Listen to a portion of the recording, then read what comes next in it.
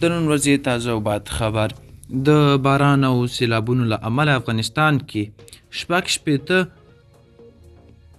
او پاکستان کې 49 کسان مړه شوي. سلام، ستړي مشئ، وخت مو بخیر.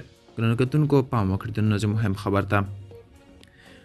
له افغانستان او پاکستان رپورټونه وایي چې وروستیو سیلابونو دغه دواړو هیوادونو کې لږ تر لږه 115 کسان وژلي او لسګونه نورې ټپیان کړي دي.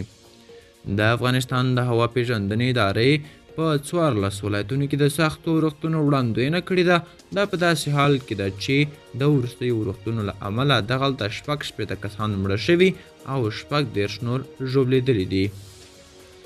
د طالبانو په حکومت کې د طبیعي پیښو د مدیریت وزارت چهارشنبه پرون د مرستندویه بنسټونو له استازو سره په لیدنه کې وویل چې وروستیو ورښتونو او سیلابونو 30 ولایتونه زیانمن کړي دي. دغه وزارت د چارواکو په خبره فراه، هلمند، کندهار، روزګان او زابل ولایتونه د نورو سیمو پرتله وروستیو سیلابونو ډیر ځپلي دي.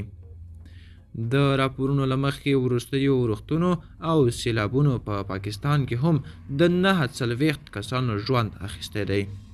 په خیبر پښتونخوا کې چارواکي وایي د وروستیو بارانونو او سیلابونو له کبله 21 کسان وژل شوي او 32 نور ټپیان دي. د هوا پیژندنې ځایي اداره بیا وایي له سهشنبې ورځې به د بارانونو نوې لړۍ پیل شي.